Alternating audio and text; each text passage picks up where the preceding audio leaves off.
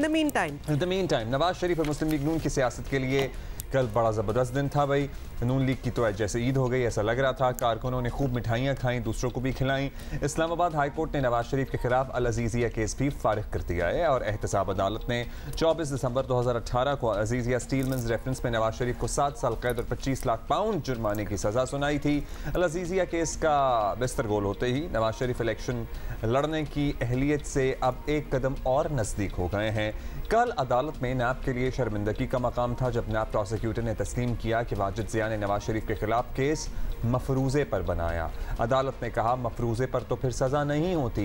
यूँ अदालत ने मियाँ साहब को बाइज्जत बरी कर दिया। लीगी रहनुमा राना सनाउल्लाह का कहना है कि इंसाफ लेते लेते 7 साल लग गए। झूठे मुकद्दमात बनाने वालों के ज़मीर पर आज बोझ होगा। नहीं होगा वैसे। एक लंबी स्ट्रगल है, जदोजहद है जबर के ख़िलाफ़, ऐसी क़ुव्वतों के ख़िलाफ़ कि जिन्होंने ये झूठे केसेस बनाए वो अपने अंजाम को पहुंची। उनके ज़मीर उन्हें मलामत नहीं कर रहे होंगे कि वो क्या करते रहे हैं। वो आज सामने आके किसी चीज़ को जो है वो फेस कर सकते हैं।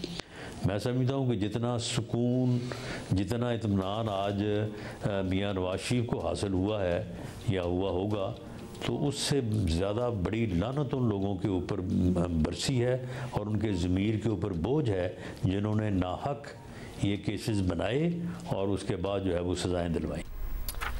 अच्छा जी, आपने सुन लिया। साथ ही आपको बता दें कि नवाज शरीफ के इलेक्शन लड़ने में अब सिर्फ एक ही रुकावट है और वो साकिब निसार की सरबराही में दिए गए बेंच का फैसला है जिसमें नवाज शरीफ को ताहयात नाअहल करार दिया था। लेकिन नून लीग का मौक़िफ़ है कि इलेक्शन एक्ट में तरमीम के बाद नवाज शरीफ इलेक्शन लड़ सकते हैं।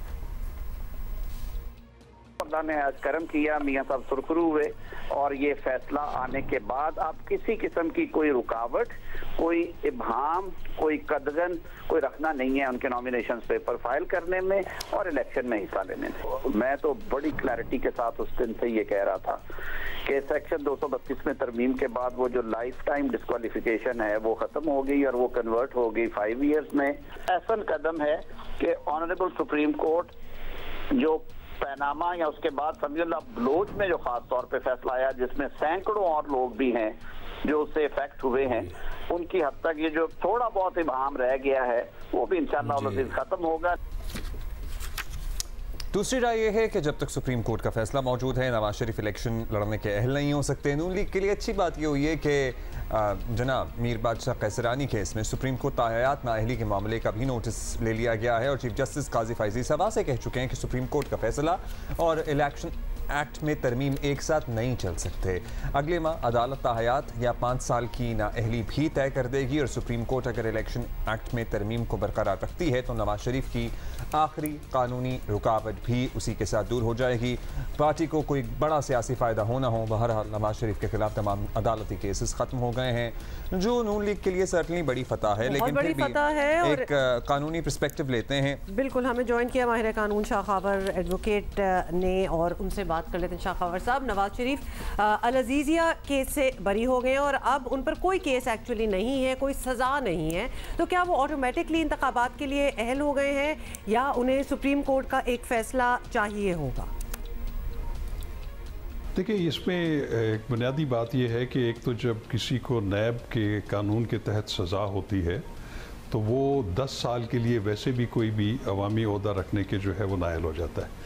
अब इससे ये हुआ है कि अब 2 रेफरेंसेज में से जिनको सज़ा हुई थी इस्लामाबाद हाई कोर्ट ने उनको बरी कर दिया है, अजीज़िया में भी बरी कर दिया है। तो वो जो नैब कानून के मुताबिक 10 साल की जो उन पे नाअहलियत थी वो तो ऑटोमेटिकली ख़त्म हो गई है। जहाँ तक जो सुप्रीम कोर्ट ऑफ पाकिस्तान का 5 रुकनी बेंच था जो कि उनके ख़िलाफ़ एवन फील्ड अपार्टमेंट्स के जो है वो केसेस देख रहे थे, उन्होंने उनको आर्टिकल 62(1)(f) के तहत जो है वो नाअहल करार दिया था और वो नाअहली जो है वो अभी तक कानून के मतलब सुप्रीम कोर्ट के कानून के मुताबिक वो ताउम्र नाअहली है। लेकिन हमने ये देखा है कि अभी जो पिछली नेशनल असम्बली थी, गवर्नमेंट थी, उसमें उन्होंने इलेक्शन एक्ट 2017 में एक शिक का इजाफा किया जिसमें उन्होंने ये कानून में ये बात शामिल कर दी कि कोई भी नाअहली जो आर्टिकल 62(1)(f) के तहत हुई हो, चाहे वो सुप्रीम कोर्ट ऑफ पाकिस्तान ने की हो या वो हाई कोर्ट ने या किसी भी कोर्ट ऑफ लॉ ने, तो वो नाअहलियत जो है वो 5 साल के बाद ख़त्म हो जाएगी। तो अगर उस कानून को देखें तो उसमें तो फिर ये इनकी नाअहलियत ख़त्म हो गई है। लेकिन एक एम्बिग्विटी अभी भी है कि कुछ लोगों के जहन में ये बात है कि अगर वो नॉमिनेशन पेपर जमा कराएंगे मियां नवाज शरीफ साहब किसी भी अवामी ओहदे के लिए, तो उन पे एतराज़ हो सकता है कि उनके ख़िलाफ़ एक जजमेंट है सुप्रीम कोर्ट ऑफ पाकिस्तान की। आपने देखा होगा कि सुप्रीम कोर्ट ऑफ पाकिस्तान ने अभी पिछले ही दिनों एक लार्जर बेंच जो है वो तश्कील दे दिया है, क्योंकि उसमें मियां नवाज शरीफ के अलावा और भी बहुत सारे लोग जो कि आर्टिकल 62(1)(f) के तहत हिट होते थे, उन्होंने जो है वो रिव्यू कर रखा था, रिव्यू पिटिशंस फाइल की हुई थी। तो अगर उसके लिए लार्जर बेंच बन जाए और अगर वो ये होल्ड कर दे कि क्योंकि अब ये कानून बन गया है जिसमें 5 साल की जो है वो एक हद मुकर्रर कर दी गई है, तो मेरा ख्याल है ज़्यादा इम्कान ये है कि वो इस कानून को जो है वो मानेंगे और उसके तहत जो है फैसला कर देंगे। शाह साहब, अब आपकी राय में अब इलेक्शन का स्केड्यूल आ जाए, फिर कागजात नामजदगी जमा कराने की भी एक डेट आई जाएगी सामने, अगर नवाज शरीफ की अहलियत का फैसला उस वक्त तक नहीं होता तो क्या वो इस बार इलेक्शन में हिस्सा ले पाएंगे? देखिए, अभी चूंकि उनके खिलाफ ये तो 2 मुकदमात नहीं हैं, उस पर तो वो बरी हो चुके हैं, तो उस सूरत में वो जो इलेक्शन एक्ट की जो मैंने बात की जो उसमें शिक का इजाफा हुआ, उसमें 5 साल भी मुकम्मल हो चुके हैं।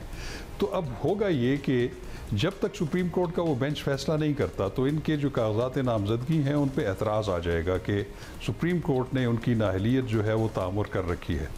लेकिन अगर उस दौरान अगर वो सुप्रीम कोर्ट ये फैसला कर दे कि ये जो कानून में जो तरमीम है उसके तहत सुप्रीम कोर्ट पाबंद है कि वो 5 साल के लिए ही नाअहलियत होगी, तो वो फिर ऐसी सूरत में अगर वो ये होल्ड कर देते हैं कि ये कानून जो है वो सुप्रीम कोर्ट की जजमेंट से जो है वो बालातर है, तो फिर ऑटोमेटिकली वो अहल हो जाएंगे और उनके ख़िलाफ़ जो भी एतराज़ आएगा उनके कागजात नामजदगी की सूरत में, तो उसके भी मुस्तरद होने के इम्कानात हैं। अच्छा, अब आगे एक और बात ये हुई है कि इस केस का फैसला आ जाने के बाद एक दफ़ा फिर वही बात हो रही है कि नैब सियासी आले के तौर पर इस्तेमाल होता है एज एन इंस्ट्रूमेंट, वरना इस इदारे के क्रेडिट पर कुछ भी नहीं है। बहुत से लोग कहने वाले तो ये कहते हैं तो बस रुसवाई है इसमें। क्या ये ज़रूरी नहीं हो गया कि ये नैब के मुस्तकबिल से मुतालिक भी कोई फ़ैसला कर लिया जाए? अब देखिए, ये बात तो बिल्कुल है कि नैब की जो कारकर्दगी रही है माजी में भी वो कोई इतनी अच्छी नहीं रही और उस पर पॉलिटिकल इंजीनियरिंग का इल्ज़ाम लगता रहा। ख़ुद चीफ जस्टिस ऑफ पाकिस्तान उस वक्त के जो थे जस्टिस आसिफ सईद खोसा, उन्होंने भी एक फुल कोर्ट के में जो है इस बात का इजहार किया था कि नैब को पॉलिटिकल इंजीनियरिंग के लिए इस्तेमाल किया जाता रहा है और किया जाता है। तो मैं समझता हूँ कि ये एक बहुत बड़ा क्वेश्चन है नैब की कारकर्दगी के ऊपर, उसकी क्रेडिबिलिटी और इंटेग्रिटी के ऊपर। अब मैं ये समझता हूँ कि अभी जो मौजूदा हायरार्की है, हाई हायरार्की नैब की, ये उन पे मुनहसर है कि वो इस तासर को किस हद तक जो है वो ज़ाहिल करते हैं। बहुत शुक्रिया आपका, माहिर कानून शाह खामिर हमारे साथ मौजूद थे।